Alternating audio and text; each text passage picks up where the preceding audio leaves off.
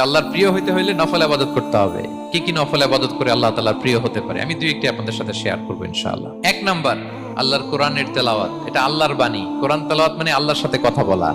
যখন আপনি কোরআন তেলাওয়াত করেন, কাইন্ড অফ আপনি আল্লাহর সাথে মুনাজাত করেন, মানে একান্ত আলাপন করেন, আলাপচারিতা করেন। দুই নাম্বার তালিকা হচ্ছে আত-তাহাজ্জুদ বা কিয়ামুল লাইল।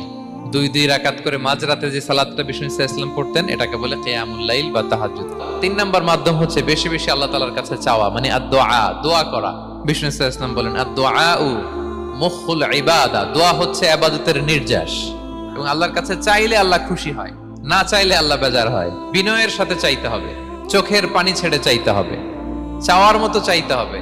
চাওয়ার মতো চাইলে আল্লাহ দেয়। আল্লাহ তাআলা আমাদের সবাইকে তার প্রিয় ভাজন বান্দাদের তালিকায় অন্তর্ভুক্ত করে নেক। আমরা সবাই আল্লাহর প্রিয় হইতে হইলে নফল ইবাদত করতে হবে। কি কি নফল ইবাদত করে আল্লাহ তাআলার প্রিয় হতে পারে আমি দুই একটি আপনাদের সাথে শেয়ার করব ইনশাআল্লাহ। এক নাম্বার